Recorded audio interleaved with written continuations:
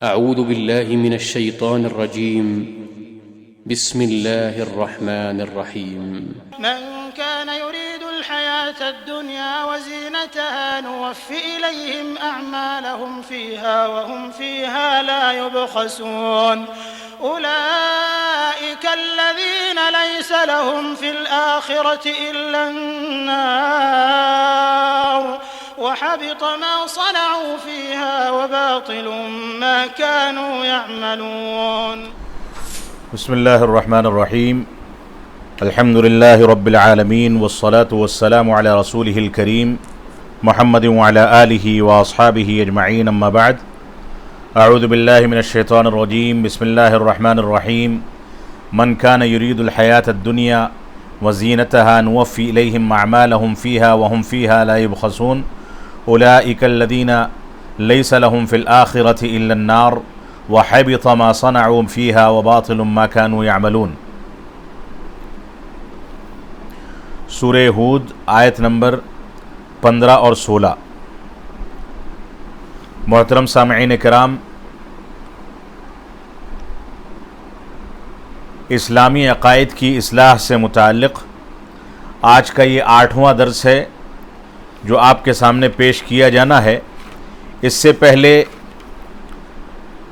توحید الوہیت اور توحید ربوبیت سے متعلق اور اسی طرح سے غلو، وسیلہ اور دوسرے مسائل پر آپ کے سامنے دروس پیش کیے گئے. آج کا درس شرک اور اس کی مختلف قسموں سے متعلق آپ کے سامنے پیش کیا جائے گا. شرک کی قسمیں کس نوعیت سے کتنی ہیں، شرک کی تعریف کیا ہے. آپ کے سامنے جو آیت کریمہ تلاوت کی گئی اس میں اللہ رب العالمین ارشاد فرماتا ہے، من کان یرید الحیاۃ الدنیا وزینتها نوفی الیہم اعمالہم فیہا وہم فیہا لا یبخسون. وہ شخص جو دنیاوی زندگی اور اس کی زینت پر فریفتہ ہو جاتا ہے یا ہونا چاہتا ہے، ہم ان کے اعمال کا بدلہ انہیں بھرپور طریقے سے پہنچا دیتے ہیں اور یہاں انہیں کوئی کمی نہیں کی جاتی، یعنی دنیا میں ان کا بدلہ ان کو مل جاتا ہے. اور ہاں، یہی وہ لوگ ہیں جن کے لیے آخرت میں آگ کے سوا اللہ رب العالمین نے کچھ نہیں رکھا، اور جو کچھ انہوں نے یہاں کیا ہوگا وہاں سب ان کا اکارت ہو جائے گا، اور جو کچھ ان کے اعمال تھے وہ سارے کے سارے برباد ہو جائیں گے. ان آیات میں اللہ رب العالمین نے شرک اور کفر کی خرابی اور اس کے عقیدے کے ساتھ شرک کے ساتھ ساتھ کوئی انسان کوئی عمل کرتا ہے تو اس کی بربادی کا تذکرہ یہاں پر فرما دیا ہے. اللہ رب العالمین نے ہم کو قرآن مجید میں اور رسول اکرم صلی اللہ علیہ وسلم نے احادیث صحیحہ میں جا بجا کئی جگہوں پر بے شمار مقامات پر شرک سے ڈرایا ہے اور توحید کی جانب ہم کو دعوت دی ہے اور ہم کو توحید کو اختیار کرنے کا حکم دیا ہے. اس سلسلے میں ہمارے سامنے یہ واضح رہنا چاہیے کہ ایک مسلمان کے لیے اس بات کی معرفت رکھنا کہ شرک اور کفر اور اس کے اسباب کیا ہیں، اس کے وسائل کیا ہیں، اس کی نوعیتیں کیا ہیں، اس کے اقسام کیا ہیں، اس میں بہت عظیم فائدہ ہے تاکہ مسلمان اپنے آپ کو شرک سے بچا سکے اور توحید کے راستے پر اپنے آپ کو قائم و دائم رکھے. جب انسان اس بات کو سمجھ لیتا ہے تو ایسی صورت میں اس کے پیچھے کا مقصد بھی سمجھتا ہے، اور اس مقصد کو سمجھنے کے بعد وہ اپنے آپ کو صحیح و سالم رکھتا ہے ان تمام کے تمام شر و فتن سے، اور وہ تمام کی تمام راہ نجات اختیار کرتا ہے جس راہ نجات کو اختیار کرنے کے نتیجے میں اس کی آخرت بنتی اور سنورتی ہے، اور شر و فتنے کو وہ اپنے سے دور رکھنے کی کوشش کرتا ہے جو شر اور فتنے اس کے لیے آفت اور آخرت میں تباہی کا باعث بن سکتے ہیں اور اس کی دنیا بھی تباہ ہو سکتی ہے. اس وجہ سے مسلمان کے لیے ضروری ہے کہ مسلمان قرآن و سنت کی تعلیمات کی روشنی میں اپنے آپ کو شرکیات سے اور شرک کی تمام قسموں سے بچائے، توحید کے مطابق چلے. حذیفہ بن یمان رضی اللہ تعالیٰ عنہ فرماتے ہیں کہ کان الناس یسألون رسول اللہ صلی اللہ علیہ وسلم عن الخیر وکنت اسألوہ عن الشر مخافت ان یدرکنی، فرمایا حذیفہ بن یمان رضی اللہ تعالیٰ عنہ نے کہ اللہ کے نبی صلی اللہ علیہ وسلم سے لوگ خیر کے بارے میں، اچھائیوں کے بارے میں اور نیک چیزوں کے بارے میں سوال کرتے تھے، اور میں رسول اکرم صلی اللہ علیہ وسلم سے شر و فتن کے بارے میں اور بری چیزوں کے بارے میں اور فتنوں کے بارے میں سوال کرتا تھا، اس ڈر سے کہ کہیں اس چیز میں واقع نہ ہو جاؤں۔ یہ صحیح بخاری کی روایت ہے۔ تو یہ اصل میں اسلامی تصور ہے کہ انسان جہاں خیر کو اختیار کرے وہیں اپنے آپ کو شر سے بچا کر کے رکھے۔ قرآن مجید میں بے شمار مقامات پر اور احادیث صحیحہ میں بے شمار مقامات پر ایسی آیات اور احادیث وارد ہوئی ہیں جن کے اندر ہم کو کفر اور شرک سے بچنے کا حکم دیا گیا ہے، اور ان آیات اور احادیث کے اندر دنیا اور آخرت میں شرک اور کفر کے سوء عاقبت اور برے نتیجے کے سلسلے میں واضح طریقے سے گفتگو کی گئی ہے۔ اس سلسلے میں قرآن مجید اور سنت مطہرہ بھرے پڑے ہیں۔ اللہ رب العالمین کا فرمان ہے وَكَذَلِكَ نُفَصِّلُ الْآيَاتِ وَلِتَسْتَبِينَ سَبِيلُ الْمُجْرِمِينَ، اسی طرح ہم اپنی آیتوں کی تفصیل بیان کرتے ہیں تاکہ مجرموں کا طریقہ ظاہر ہو جائے اور جرائم اور شر و فتنے کی چیزیں واضح ہو جائیں اور لوگ ان سے بچ سکیں۔ اسی طریقے سے یہاں پر جو درس پیش کیا جا رہا ہے اس میں شرک سے متعلق کئی ساری چیزیں آپ کے سامنے پیش کی جائیں گی۔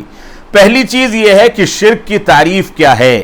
شرک اصل میں کسی دو چیز کو برابر کر دینے کو کہا جاتا ہے۔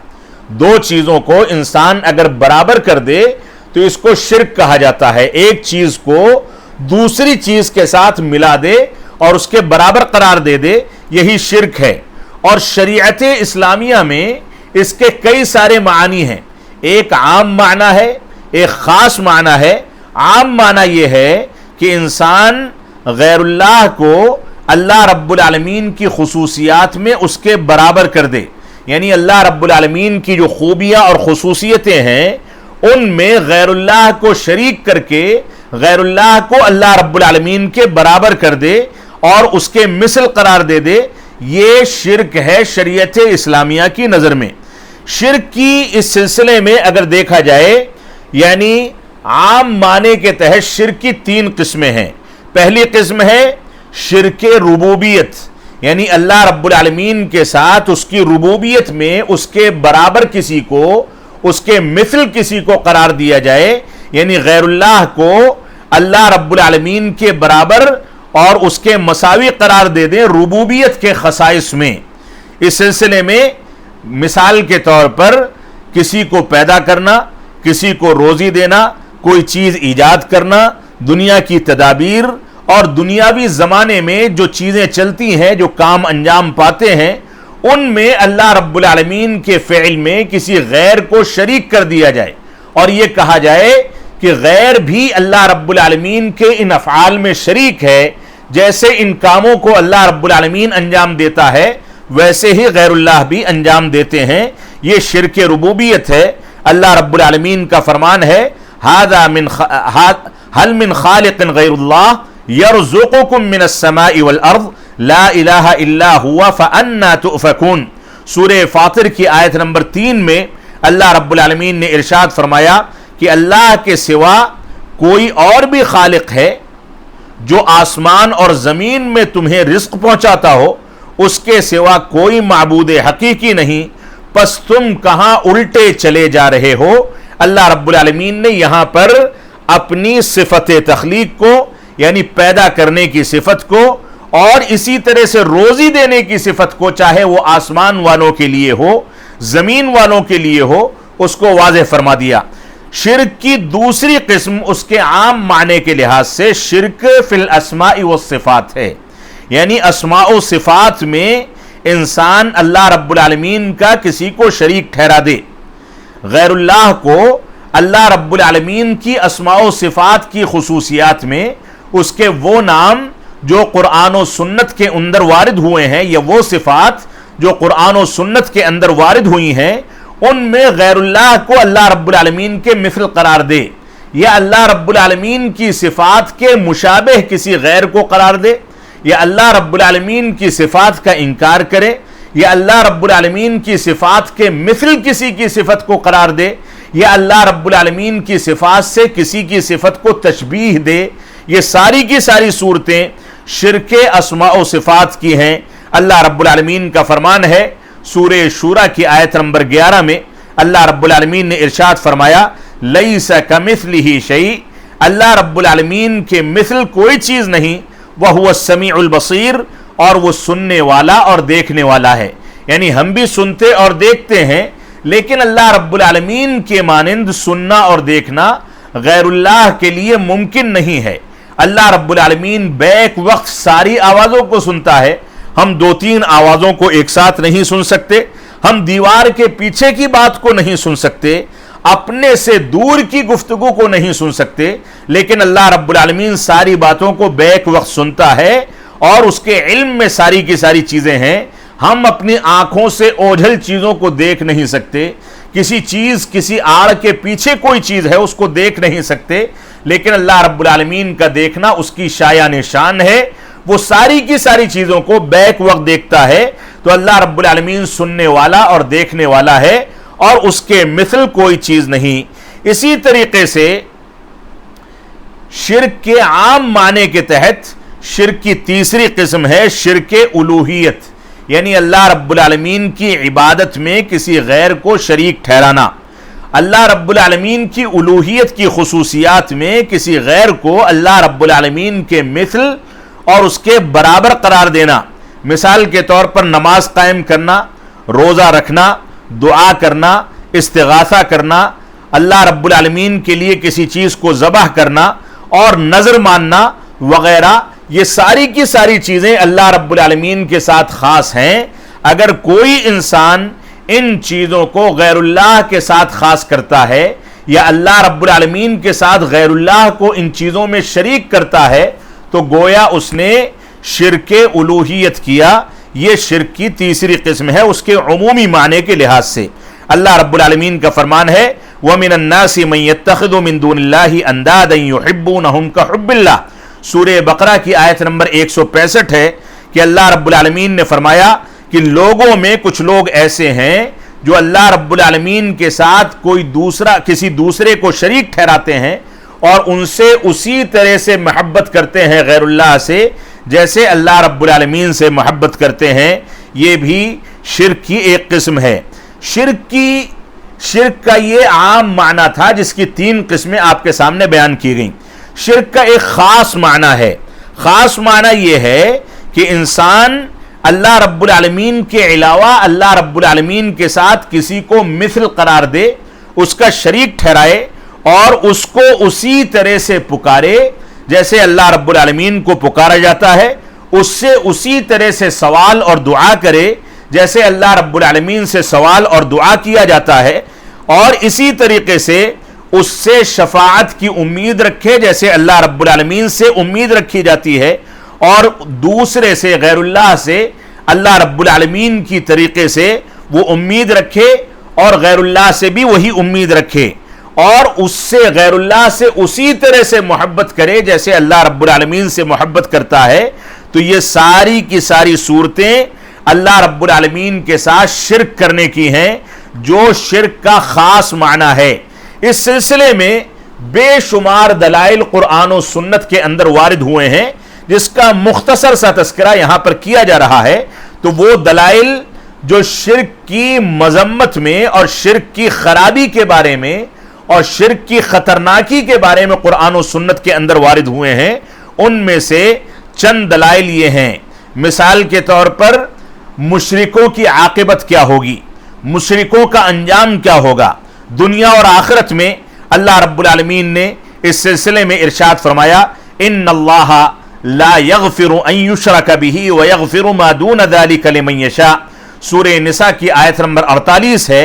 اللہ رب العالمین نے ارشاد فرمایا کہ اللہ رب العالمین کسی کو معاف نہیں فرمائے گا اس شخص کو جو اللہ رب العالمین کے ساتھ کسی کو شریک ٹھہراتا ہے، اور شرک کے علاوہ تمام گناہوں کو اللہ رب العالمین معاف فرما دے گا، جس کو وہ چاہے گا اس کو معاف کر دے گا۔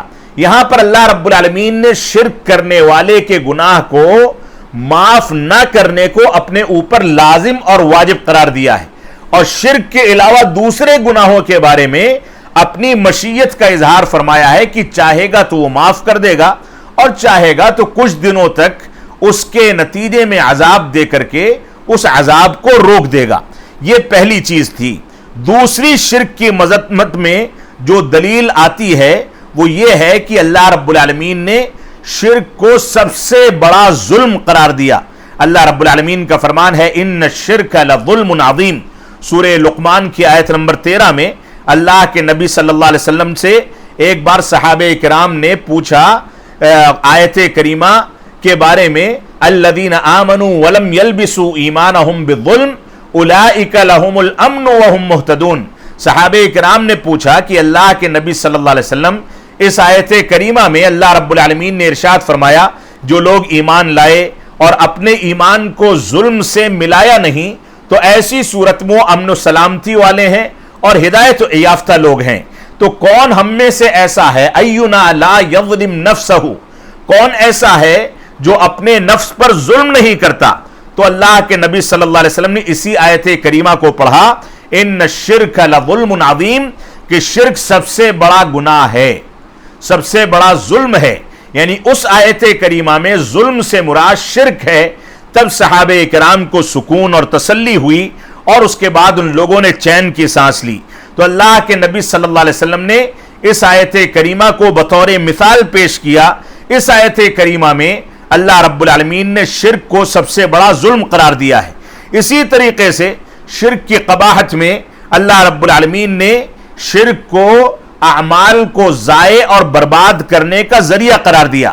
سورہ زمر کی آیت نمبر 65 میں اللہ رب العالمین کا فرمان ہے وَلَقَدْ أُوحِيَ إِلَيْكَ وَإِلَى الَّذِينَ مِن قَبْلِكَ لَئِنْ أَشْرَكْتَ لَيَحْبَطَنَّ عَمَلُكَ وَلَتَكُونَنَّ مِنَ الْخَاسِرِينَ۔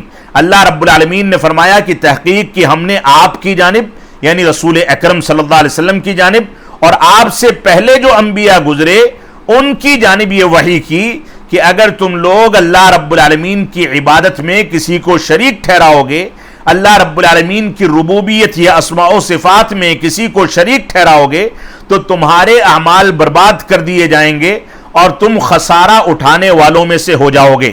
یہ سورہ زمر کی آیت نمبر 65 ہے۔ جب انبیاء کرام کو شرک کرنے کی صورت میں اتنی شدید وعید سنائی گئی تو ایک عام امتی، یہ ایک عام انسان کے لیے آپ سوچیں یہ وعید کتنی شدت اختیار کر جائے گی۔ تو یہ تیسری وعید تھی، تیسری قباحت تھی شرک باللہ کی۔ شرک باللہ کی چوتھی قباحت یہ ہے کہ شرک کرنے سے رب کو، اللہ رب العالمین کو نقص سے متصف کرنا اور دوسروں کے برابر قرار دینا لازم آتا ہے۔ اللہ رب العالمین کا فرمان ہے قالوا وهم فيها يختصمون تالله ان كنا لفي ضلال مبين اذ نسويكم برب العالمین۔ سورہ شعراء کی آیت نمبر 96 سے 98 تک اللہ رب العالمین نے ارشاد فرمایا آپس میں یہ لوگ قیامت کے دن لڑ جھگڑ رہے ہوں گے اور لڑتے جھگڑتے ہوئے کہیں گے کہ قسم ہے اللہ کی، یقیناً ہم تو کھلی ہوئی گمراہی پر تھے جبکہ تمہیں اللہ رب العالمین کے برابر سمجھ بیٹھے اور اللہ رب العالمین کا شریک بنا لیا۔ اسی طریقے سے شرک کی قباحت بیان کرتے ہوئے اللہ رب العالمین نے قرآن مجید میں سورہ مائدہ کی آیت نمبر 72 میں ارشاد فرمایا انہ من یشرک باللہ فقد حرم اللہ علیہ الجنہ ومأواہ النار وما للظالمین من انصار۔ جس نے اللہ رب العالمین کے ساتھ کسی کو شریک ٹھہرایا تو اللہ رب العالمین اس پر جنت کو حرام قرار دیتا ہے اور اس کا ٹھکانہ جہنم ہے اور ظالموں کا کوئی مددگار نہیں ہوگا۔ اس آیت کریمہ کی روشنی میں اللہ رب العالمین نے شرک کرنے والے کو مخلد فی النار قرار دیا، یعنی وہ اگر شرک کی حالت میں دنیا میں فوت ہوتا ہے تو آخرت میں اس کو ہمیشہ جہنم میں رکھا جائے گا۔ اس کی بخشش کے اور جہنم سے نکل کر کے جنت میں آنے کے امکانات مسدود ہوں گے اور اس کا کوئی امکان نہیں ہوگا۔ اس کے علاوہ بے شمار دلائل قرآن و سنت کے اندر بھرے پڑے ہیں جس میں شرک کی قباحت کو واضح کیا گیا ہے۔ یہاں پر چند ایسے اسباب جن اسباب کی وجہ سے انسان شرک میں پڑ جاتا ہے، شرک میں داخل ہو جاتا ہے، ان کا تذکرہ کر دینا بھی بہتر ہے۔ تو بعض اسباب میں سے پہلا سبب ہے صالحین کے حق میں غلو اور مبالغہ کرنا، اور کسی چیز کے بارے میں حد سے تجاوز کر جانا، کسی کی تعریف کرنے میں ضرورت سے زیادہ مبالغہ کرنا، یہ شرک میں واقع ہونے کے اسباب میں سے ایک سبب ہے۔ آج کے دور میں آپ نے دیکھا ہوگا کچھ لوگ بعض لوگوں کو قبلہ اور کعبہ کہہ دیتے ہیں کہ ہمارے قبلہ اور کعبہ آپ ہیں، یہ کھلا شرک ہے۔ کچھ لوگ اپنے دوستوں کی یا بزرگوں کی قسم کھا لیتے ہیں، یہ کھلا شرک ہے۔ کچھ لوگ بزرگوں کو مقدس سمجھ کر کے ان کی قبروں پر منتیں اور سماجتیں کرتے ہیں، یہ کھلا شرک ہے، یہ مبالغہ ہے ان کی تعریف میں، اور ان کو اٹھا کر کے اللہ رب العالمین کے درجے پر پہنچانے کے مانند ہے۔ یہ ساری کی ساری چیزیں اسلام میں حرام ہیں، شرک ہیں، اور ایسا کرنے والا اسی عقیدے پر اگر فوت ہوتا ہے تو وہ مخلد فی النار ہوگا۔ اللہ رب العالمین کا فرمان ہے وَقَالُوا لَا تَذَرُنَّ آلِهَتَكُمْ وَلَا تَذَرُنَّ وَدًّا وَلَا سُوَاعًا وَلَا يَغُوثَ وَيَعُوقَ وَنَصْرًا وَقَدْ أَضَلُّوا كَثِيرًا وَلَا تَزِدِ الظَّالِمِينَ إِلَّا ضَلَالًا۔ سورہ نوح کی آیت نمبر 23 اور 24 میں اللہ رب العالمین نے ارشاد فرمایا کہ کفار کہتے تھے کہ نہ چھوڑنا تم اپنے معبودان کو، اور نہ ہی ود، سوا، یغوث، یعوق اور نصر کو چھوڑنا۔ وقد اضلوا کثیرا، ان لوگوں نے بہت سارے لوگوں کو گمراہ کیا۔ ولا تزد الظالمین الا ضلالا، اے اللہ رب العالمین تو ان ظالموں کی گمراہی کو اور زیادہ بڑھا دے۔ سورہ نوح میں اللہ رب العالمین نے حد سے تجاوز کرنے والوں کا انجام بتا دیا ہے۔ یہ جو لوگ جن کا اس آیت کریمہ میں تذکرہ کیا گیا ہے، ود، سوا، یغوث، یعوق اور نصر، یہ 5 معبودان باطلہ جن کا تذکرہ کیا گیا ہے، یہ دراصل قوم نوح میں انہی سے شرک کی ابتدا ہوتی ہے۔ قوم نوح کے یہ نیک اور صالح لوگ تھے جو نیکی کا کام کرتے تھے، خدمت خلق کو انجام دیتے تھے۔ جب یہ لوگ فوت ہو گئے تو ان کی تصویروں کو لوگوں نے اپنی مجلسوں میں آویزہ کر لیا، صرف تصویریں لٹکائی گئیں، اور تصویروں پر ایک مدت گزری، ایک نسل گزر گئی تو شیطان نے دوسری نسل کے کان میں یہ ڈالا کہ یہ تصویریں تو ضائع ہو جائیں گی، اب تم ان کے شکل میں بت تراش لو۔ پھر ان کی شکل میں بت تراشے گئے، اور دھیرے دھیرے شیطان نے ان کو شرک باللہ پر آمادہ کیا۔ تو ان 5 صالح اور نیک لوگ جو کہ شرک کے لیے آمادہ قطعاً نہیں ہوتے، ان لوگوں کی تصویروں سے یہ فتنہ شروع ہوا، اور آتے آتے یہ فتنہ بڑھتے بڑھتے شرک اکبر کی شکل اختیار کر گیا۔ آج کے دور میں ہم دیکھتے ہیں کہ جو لوگ فوت ہو جاتے ہیں ان کی شکلوں کو یا ان کی تصویروں کو لوگ اپنے اسٹیٹس پہ، موبائل فون پر، اپنے گھروں میں فریم کر کے یا اس انداز سے محفوظ کرتے ہیں۔ یہ بھی فتنے کی ابتدا ہے۔ اس چیز کی گنجائش بھی شریعت اسلامیہ میں موجود نہیں۔ وفات کے بعد کسی کی تصویر کو اپنے پروفائل پک کے طور پر لگانا یا اس کے ساتھ کی تصویر کو لوگوں کے سامنے بیان کرنا، یہ ساری کی ساری چیزیں فتنے کا باعث ہیں۔ آج امت اسلامیہ تصویروں کے فتنے میں بہت حد تک گر چکی ہے، گھس چکی ہے، اس سے ہم کو بچنا چاہیے۔ تو یہ قوم نوح کے صالح افراد تھے جن کی عبادت دھیرے دھیرے کی جانے لگی، اور ان کے ذریعے سے لوگ شرک اکبر میں واقع ہو گئے۔ یہاں پر ان لوگوں نے 2 فتنوں کو ایک ساتھ جمع کیا۔ ایک فتنہ تو یہ تھا کہ یہ لوگ ان کی قبروں کے پاس بیٹھنے لگے، قبروں کو لازم پکڑنے لگے، اور قبروں کے لیے اپنے وقت کو فارغ کرنے لگے، قبروں پر بیٹھ کر کے باقاعدہ وہاں پر ذکر و اذکار کرتے تھے۔ اور دوسرا فتنہ یہ تھا کہ ان کی تصویروں کو ان لوگوں نے اپنی مجلسوں میں اور اپنے جہاں پر یہ لوگ بیٹھتے تھے وہاں پر آویزہ کر دیا۔ یہ دونوں کے دونوں فتنے یہ ان لوگوں نے اختیار کیے، اس میں مبتلا ہوئے۔ تو یہ روئے زمین پر انسانوں کے درمیان سب سے پہلا شرک کا فتنہ تھا، جس نے شرک باللہ کی شکل اختیار کر کے دنیا کو گمراہ کیا۔ اسی طریقے سے شرک کی قسمیں کون کون سی ہیں، انواع الشرک، شرک کی قسمیں کون کون سی ہیں، یہاں پر اس کا تذکرہ کر دیا جائے۔ شرک کی بنیادی طور سے دو قسمیں ہیں. ایک قسم ہے شرک اکبر اور ایک قسم ہے شرک اصغر. پھر شرک اکبر کی چند مزید قسمیں ہیں. شرک اکبر کس کو کہا جاتا ہے پہلے اس کو سمجھ لیں, اس کی قسموں کو سمجھ لیں, پھر شرک باللہ کی دوسری قسم کی جانب آئیں گے. تو شرک اکبر کہتے ہیں کہ اللہ رب العالمین کی عبادت میں اللہ رب العالمین کا کسی کو شریک ٹھہرایا جائے یا غیر اللہ کی عبادت اسی انداز سے کی جائے جس انداز سے ہم اللہ رب العالمین کی عبادت کرتے ہیں, اور یہ چیز اگر کسی نے انجام دی تو ایسی صورت میں وہ ملت اسلامیہ سے خارج مانا جائے گا, اس کے سارے اعمال برباد ہوں گے, اور اگر اسی عقیدے پر وہ فوت ہو جاتا ہے تو ہمیشہ ہمیش جہنم میں رہے گا اور اس سے عذاب کو ہلکا نہیں کیا جا سکتا. تو شرک اکبر کی کچھ قسمیں ہیں جن کا تذکرہ میں یہاں پر کر دوں. ان کو 4 قسموں پر علماء کرام نے تقسیم کیا ہے. پہلی قسم ہے دعا کے اندر شرک اکبر, شرک الدعوہ جس کو کہا جاتا ہے, یعنی انسان دعا کرنے میں اللہ رب العالمین کے ساتھ کسی کو شریک ٹھہرائے. دعا اصل میں عبادت کو کہا جاتا ہے, عبادت ہی دعا ہے اور دعا ہی عبادت ہے.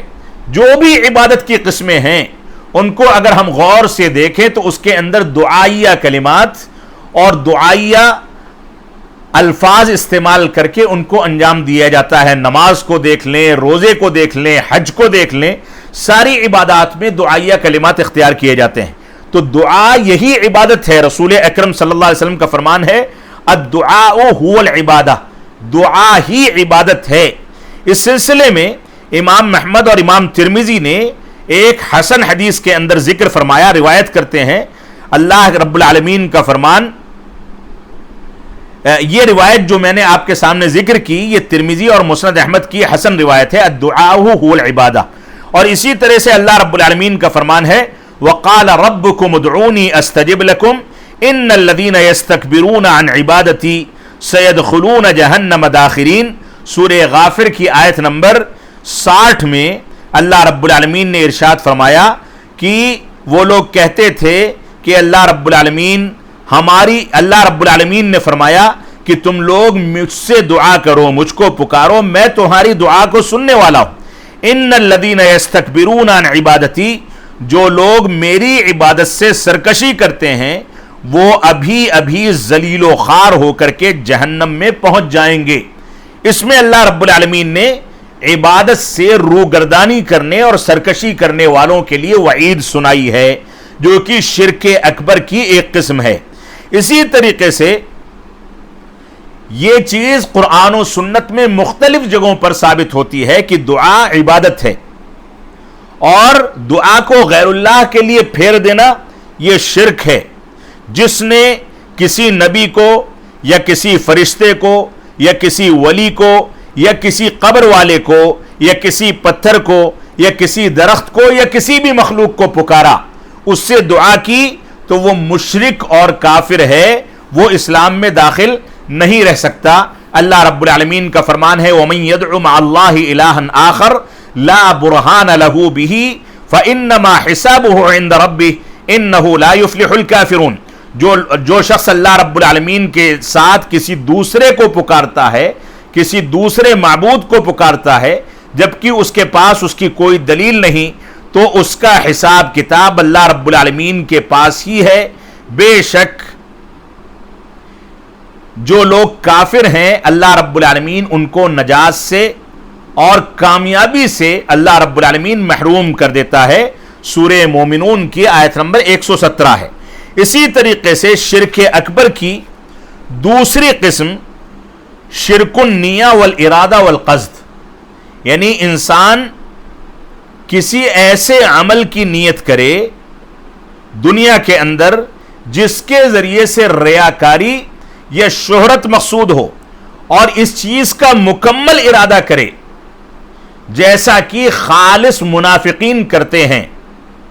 یعنی ریاکاری سے اللہ رب العالمین کی عبادت میں تھوڑا بہت دکھاوا مقصود نہ ہو, بلکہ مکمل عبادت لوگوں کو دکھانے کے لیے کی جائے، اللہ رب العالمین کی رضامندی کے لیے نہ کی جائے۔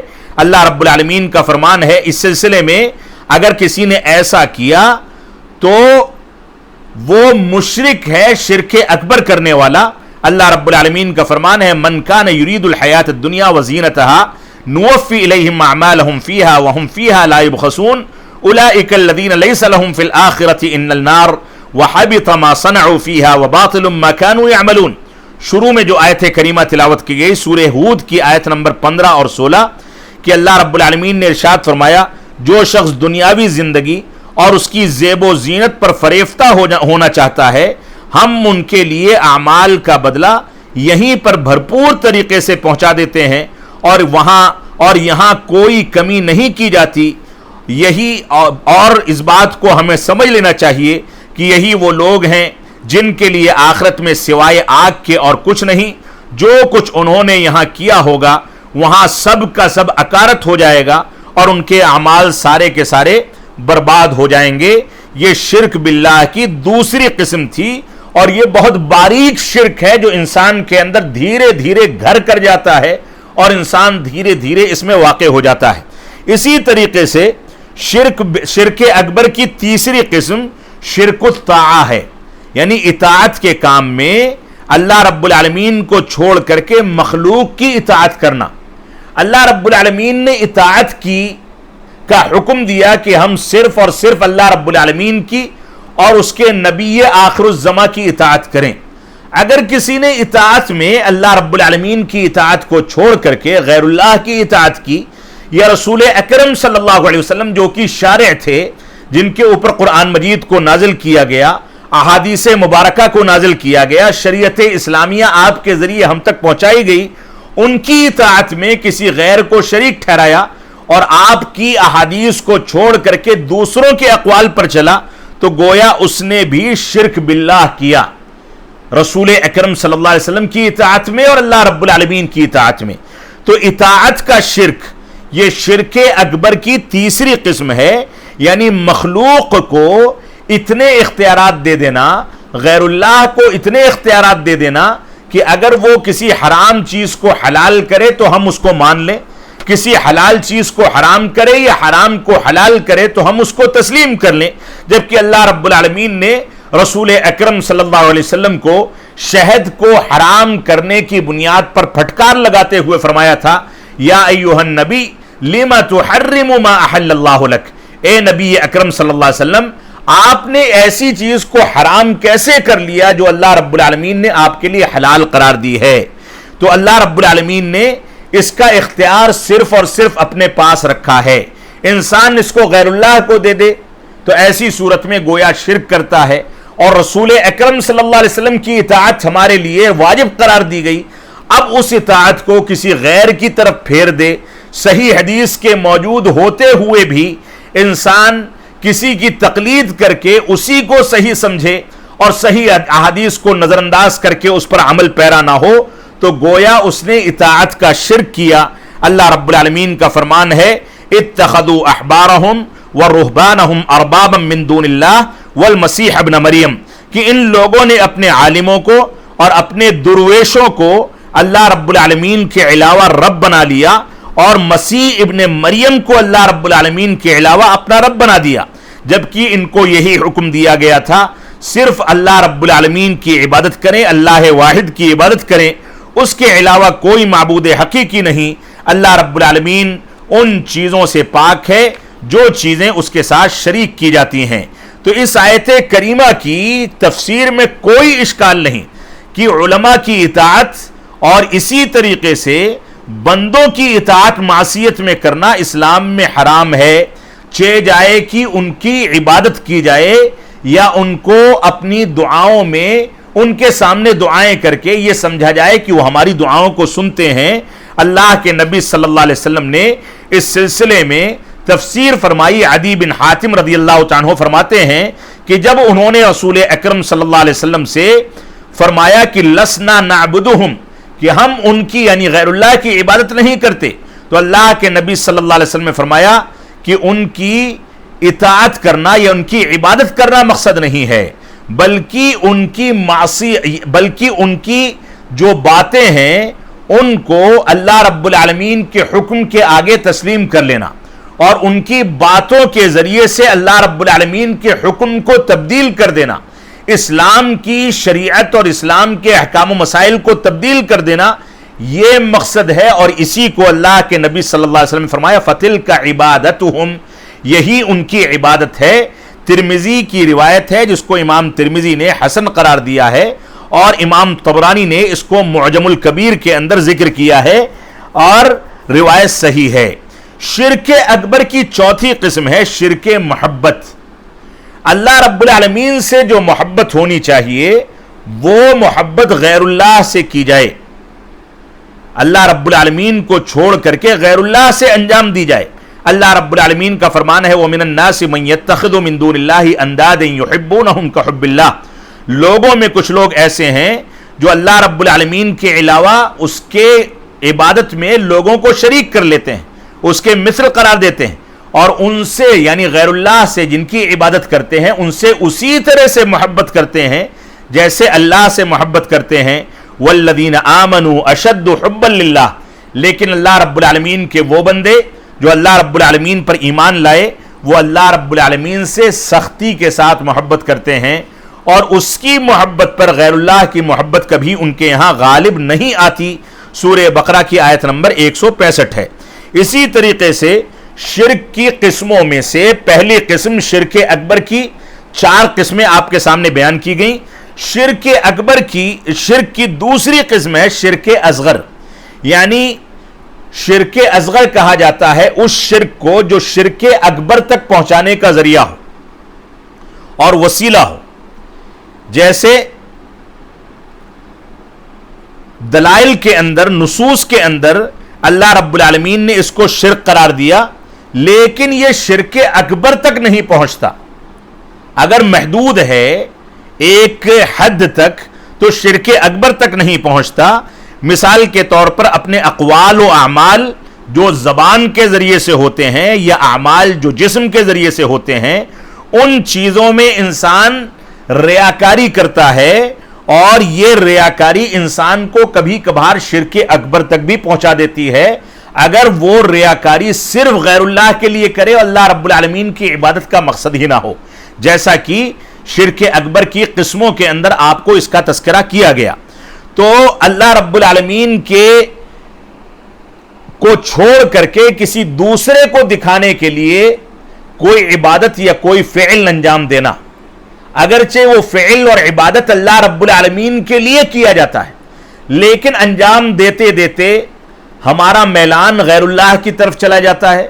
کبھی کبھار ابتدا ہی ہم غیر اللہ کو دکھانے کے لیے کرتے ہیں، کسی دنیاوی مفاد کے لیے کرتے ہیں، کبھی عبادت کو اللہ رب العالمین کی رضامندی کے لیے شروع کیا جاتا ہے لیکن عبادت کو شروع کرنے کے بعد درمیان میں ذہن کہیں اور جاتا ہے اور اس میں شرک اصغر داخل ہو جاتا ہے۔ یہ ساری کی ساری چیزیں اس کی قسموں میں سے ہیں۔ تو شرک اصغر کی پہلی قسم تھوڑی بہت ریاکاری، یسیر الریا، تھوڑا بہت دکھاوا۔ امام احمد بن حنبل نے اللہ کے نبی صلی اللہ علیہ وسلم سے روایت کرتے ہوئے مسند احمد میں ذکر کیا ہے ان اخوف ما اخاف علیکم الشرک الاصغر، میں تمہارے اوپر سب سے زیادہ جس چیز سے خوف زدہ ہوں وہ شرک اصغر ہے۔ صحابہ کرام نے پوچھا کہ یہ شرک اصغر کیا ہے تو آپ نے فرمایا الریا، یہ ریاکاری ہے، غیر اللہ کو دکھانے کے لیے کوئی اسلامی کام انجام دینا۔ اور اس کے بعد فرمایا کہ قیامت کے دن اللہ رب العالمین فرمائے گا کہ تم نے جس کی رضامندی کے لیے ان اعمال کو انجام دیا ہے انہی لوگوں کے پاس جاؤ، انہی لوگوں کو دکھاؤ اور دیکھو کہ کیا اس عمل کی جزا ان کے پاس موجود ہے یا موجود نہیں ہے۔ تو یہ مسند احمد کی صحیح روایت ہے، اس کی سند جید ہے۔ تو شرک اصغر کی پہلی قسم یسیر الریا، تھوڑی بہت ریاکاری، اگر مکمل ریاکاری ہے تو یہ شرک اکبر میں داخل ہو جائے گی۔ اسی طرح سے شرک اصغر کی دوسری قسم ہے انسان یہ کہے ما شاء اللہ و شئت۔ بہت ساری قسمیں ہیں اس کی جس کی تفصیل کا یہ موقع نہیں، اس پر مستقل کتابیں ہیں۔ ہمارے ایک دوست یا والد گرامی کے ایک دوست شیخ مسند قحطانی ہیں، ان کی ایک کتاب شرک اصغر کی قسموں کے بارے میں بے شمار قسمیں انہوں نے 200-300 صفحات کی ایک کتاب مرتب کی ہے، جس کی ترجمانی بھی، جس کا ترجمہ بھی اردو زبان میں ہندوستان میں بمبئی کے ایک ہمارے سینئر سنابلی بھائی نے کیا ہے۔ اس کتاب کو سامنے رکھ کر کے شرک اصغر کو سمجھنا چاہیے۔ تو شرک اصغر کی دوسری قسم ہے ما شاء اللہ و شئت، کہ انسان یہ کہے کہ جو اللہ چاہے اور جو تم چاہو۔ اس سلسلے میں رسول اکرم صلی اللہ علیہ وسلم نے ہم کو فرمایا کہ ہم کو بتایا، سکھایا کہ اگر انسان کو ایسا کہنا ہے تو یہ کہنا چاہیے ما شاء اللہ ثم شئت، اللہ رب العالمین جو کچھ چاہے، یا اگر اپنے اختیارات کے مطابق تم جو کچھ چاہو وہ ہوگا۔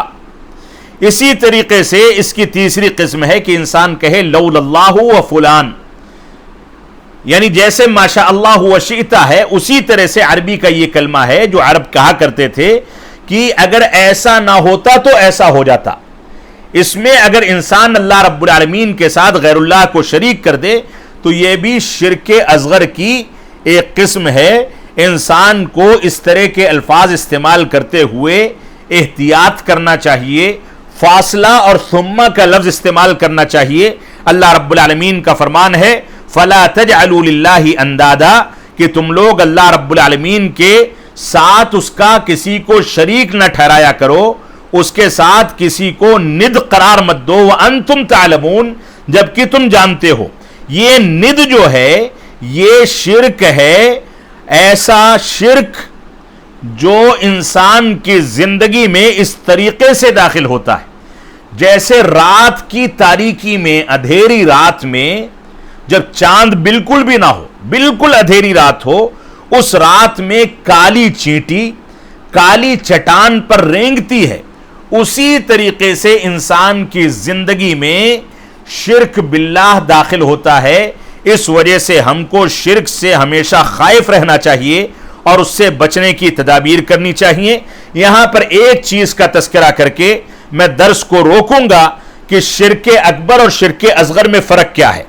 شرک اکبر اصل میں ایک ایسا شرک ہے جس کو کرنے والا اگر بغیر توبہ کے مر جائے تو گویا اللہ رب العالمین آخرت میں اس کو مخلد فی النار رکھے گا اور وہ ہمیشہ ہمیشہ جہنم میں رہے گا، اس کی مغفرت کا کوئی امکان موجود نہیں ہے۔ جبکہ شرک اصغر کرنے والے کو اللہ رب العالمین نے اپنی مشیت کے تحت رکھا ہے، چاہے گا تو اس کو معاف کر دے گا۔ اسی طریقے سے شرک اکبر اور شرک اصغر میں ایک فرق یہ ہے کہ شرک اکبر ہمارے سارے اعمال کو برباد کرنے کا ذریعہ ہے، جبکہ شرک اصغر اسی عمل کو برباد کرتا ہے جس عمل میں شرک اصغر داخل ہوتا ہے۔ اور اسی طریقے سے تیسرا فرق یہ ہے کہ شرک اکبر کرنے والے کو اسلامی ملت سے خارج کر دیتا ہے، لیکن شرک اصغر کے اندر ملت سے خارج کرنے والی بات نہیں ہے، بلکہ انسان ملت میں داخل ہوتا ہے اگرچہ اس کے ایمان میں نقص واقع ہوتا ہے۔ اور چوتھا فرق یہ ہے کہ شرک اکبر کرنے والا مخلد فی النار ہے اور اس کے اوپر جہنم کو حرام قرار دیا گیا، لیکن شرک اصغر کرنے والے کو اللہ رب العالمین نے گناہ گار قرار دیا ہے اور وہ مخلد فی النار نہیں ہے اور جہنم کو اس کے لیے حرام قرار نہیں دیا گیا۔ اللہ رب العالمین ہم کو شرک کی تمام قسموں سے بچنے کی توفیق عطا فرمائے۔ ہم جب تک جئیں تب تک اسلام پر جئیں، جب ہمارا خاتمہ ہو تو ایمان پر ہو۔ وصلی اللہ علی نبینا محمد وعلی آلہ وصحبہ وسلم، والسلام علیکم ورحمۃ اللہ وبرکاتہ۔